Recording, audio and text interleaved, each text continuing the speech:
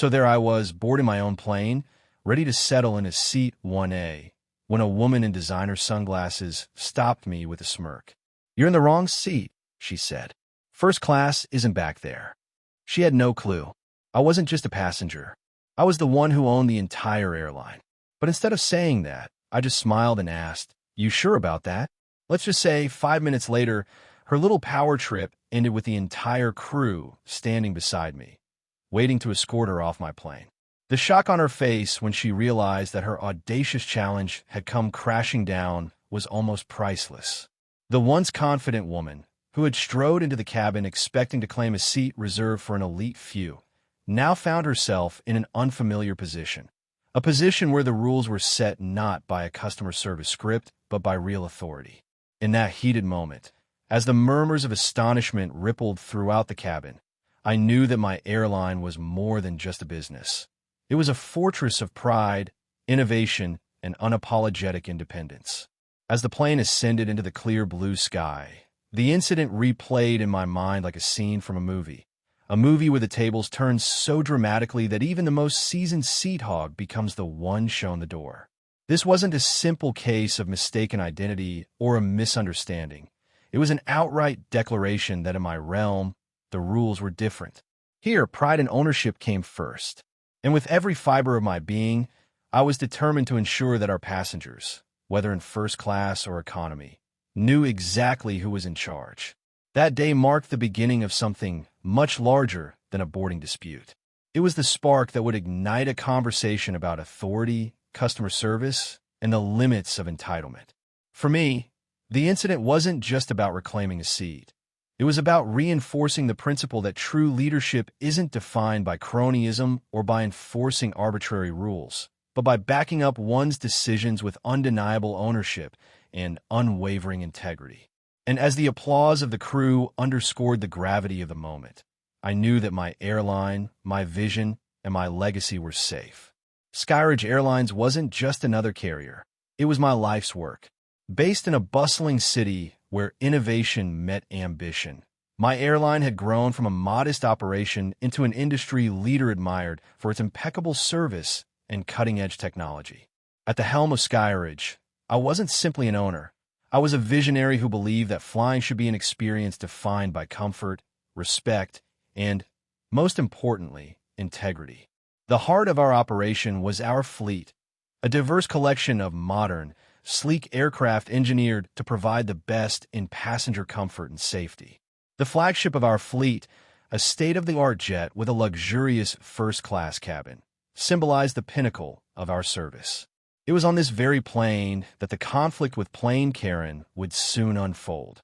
My commitment to excellence had earned us a loyal following from business travelers and discerning flyers who appreciated the finer things in air travel. Yet, even as we soared through the skies, there were those who underestimated the power of true ownership. Enter Karen Larson, a frequent flyer known around the airline's customer service circles as Plane Karen. Clad in designer attire and exuding an air of entitlement, Karen believed that the world, and particularly the skies, should adhere strictly to her notion of order.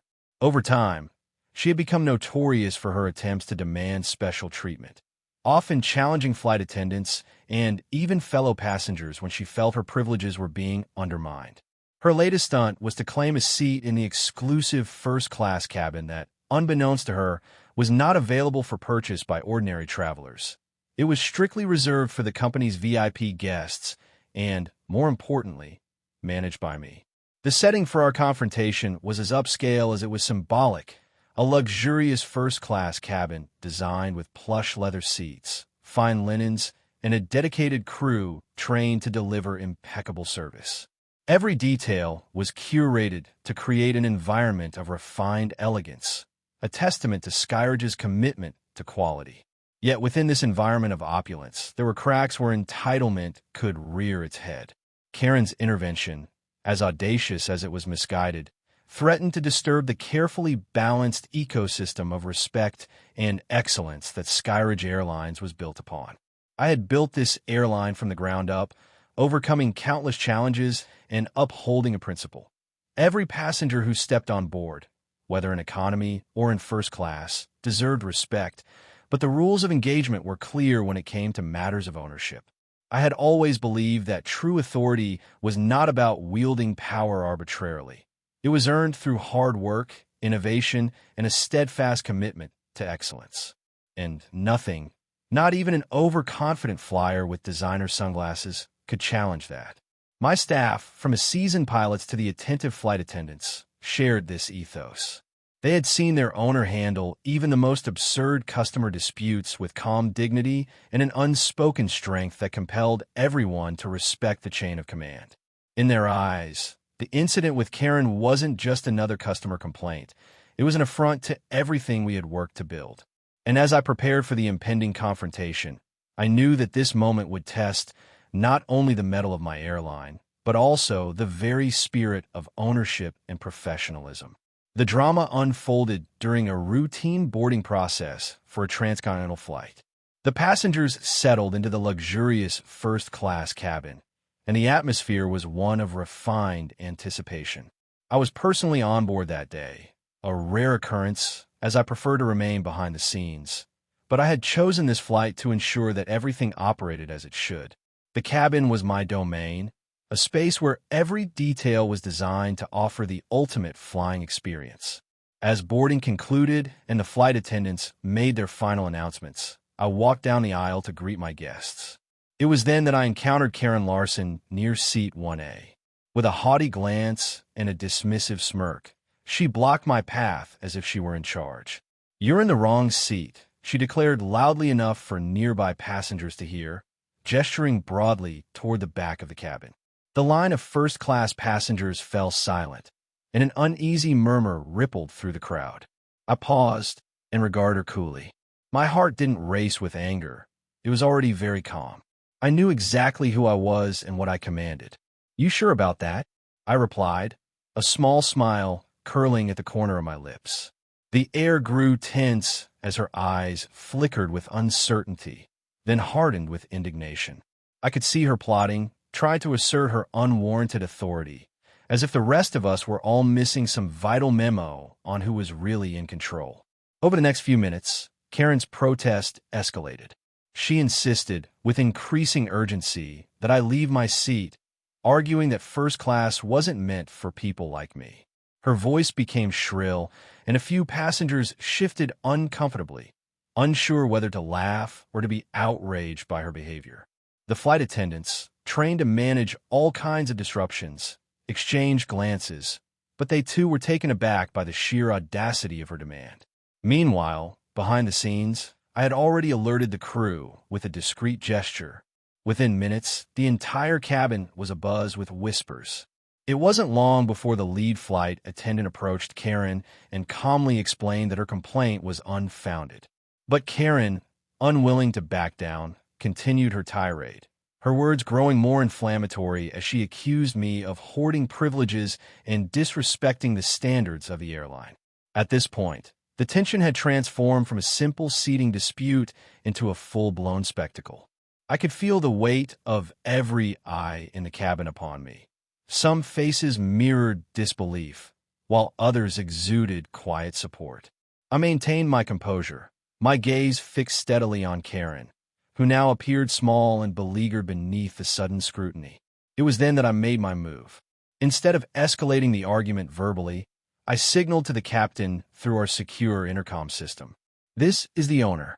Please prepare to escort the disruptive passenger off the plane," I said in a calm, measured tone that left no room for misinterpretation. The crew responded immediately, and within moments, 2 uniformed crew members discreetly but firmly took Karen aside. Her protests were muffled by confusion and embarrassment as she realized that her challenge had not only been denied, but that her actions had triggered a response from the highest authority in the airline. The situation was captured on several security cameras, and a snippet of the footage was later shared on social media, igniting a flurry of comments and hashtags like #ownerpower and #airlinetakeover. The digital evidence was clear. Karen's little power trip had been squashed, and her attempt to commandeer a first-class seat ended with the entire crew standing beside me, enforcing the rule that no one could usurp authority on my airline. The incident was more than just a personal rebuke. It was a turning point that underscored the core values of Skyridge Airlines: respect, integrity, and the unyielding recognition that true authority comes from ownership and accountability, not from self-appointed entitlement. After the confrontation in the first-class cabin, the story of the plane Karen incident exploded across social media, setting off a chain reaction of reactions among passengers, employees, and local media alike. Social media platforms buzzed with shared video clips, screenshots of the intercom announcement, and thousands of comments praising the firm but fair handling of the situation. Hashtags like hashtag #ownerpower, hashtag SkyRidgeStrong, and hashtag #NotInMyAirline trended locally, drawing a clear line between entitlement and authority. Within hours, local news outlets were swarming the airport, interviewing passengers who had witnessed the scene and gathering statements from the airline's crew. "It was like a scene from a Hollywood movie," one reporter exclaimed.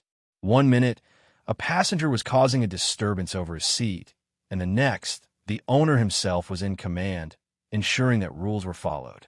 It's a powerful reminder that on this airline, respect is non-negotiable. The news coverage turned Karen's incident into a broader discussion about customer entitlement and the responsibilities of ownership. Analysts debated whether such challenges were becoming too common in the modern era of social media-stoked consumer arrogance.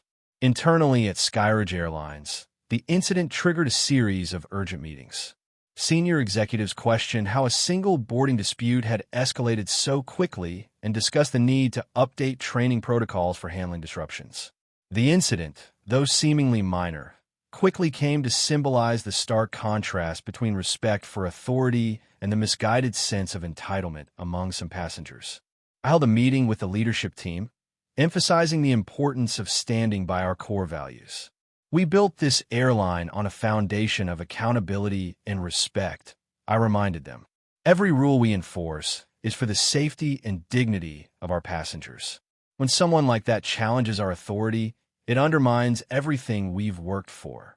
The fallout from the incident also spurred a wave of online solidarity among our customer base. Passengers who had experienced similar snubs from overzealous customer service representatives shared their own stories, and a growing movement calling for real leadership in air travel emerged. Social media users posted memes juxtaposing Karen's smug expression with the professionalism and calm authority of our crew. Every shared post further validated the stance that respect in the skies was to be earned and upheld by the highest levels of management. At the same time, a vocal contingent of consumers began advocating for improved airline etiquette, demanding that airlines enforce policies uniformly and that customer disputes be resolved through proper channels rather than the theatrics of personal vindication.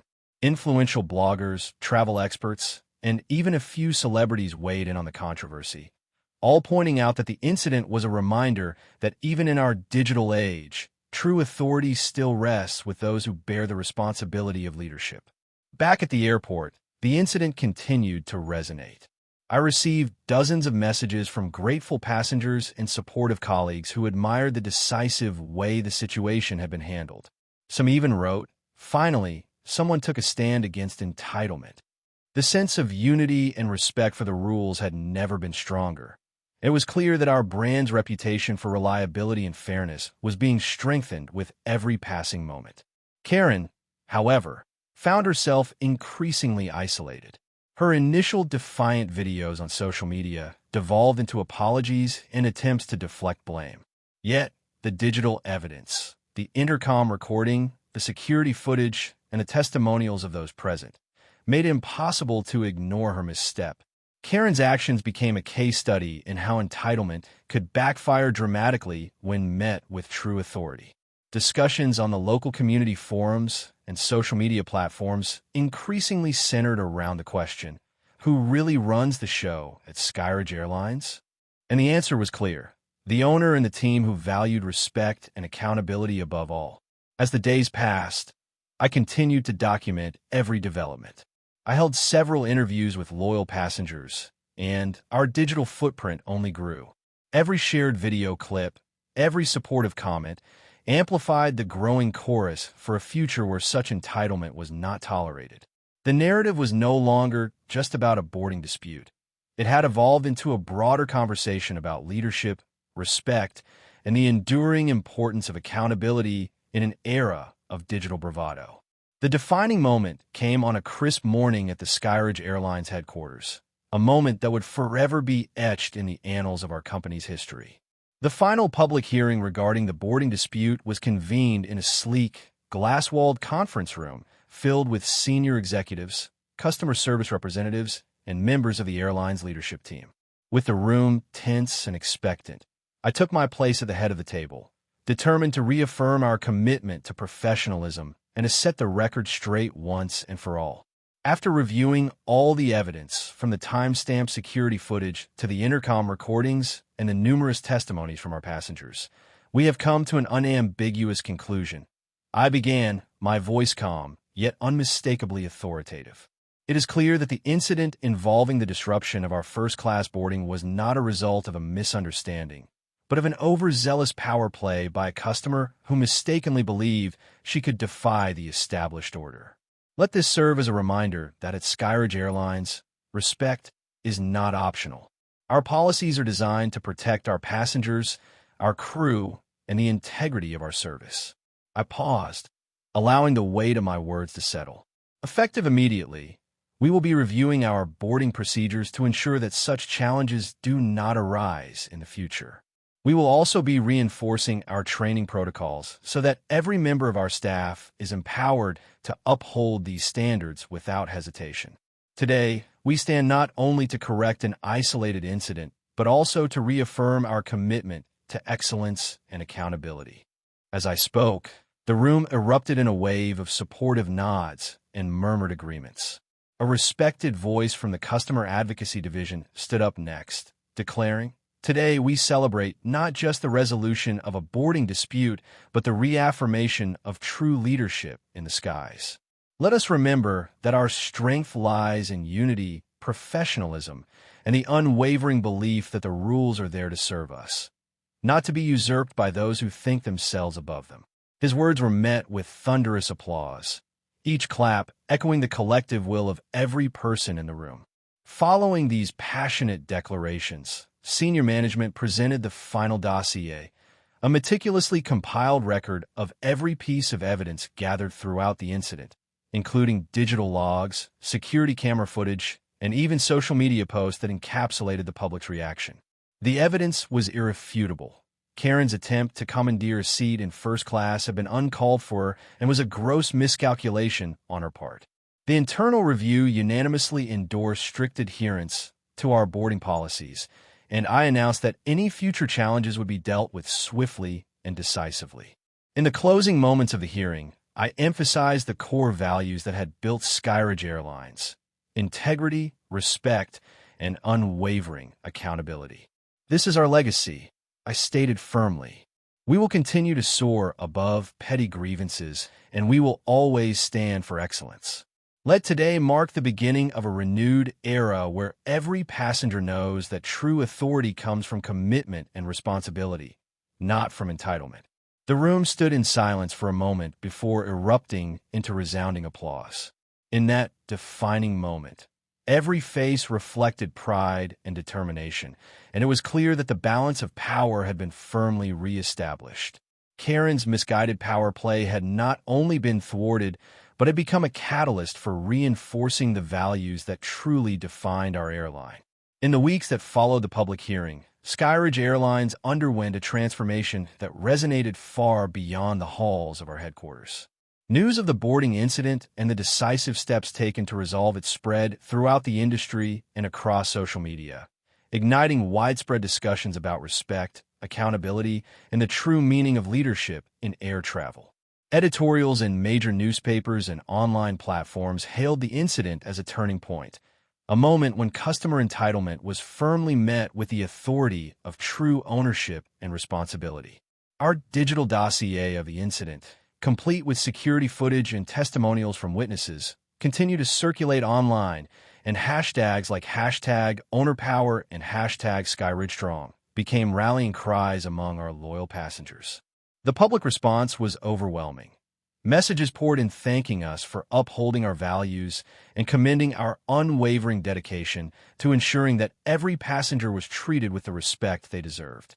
The incident had not only reinforced our brand identity, but had also inspired a broader movement among airlines to address similar issues of entitlement and customer abuse. Internally, the incident sparked a renewed sense of unity and purpose across every level of the organization.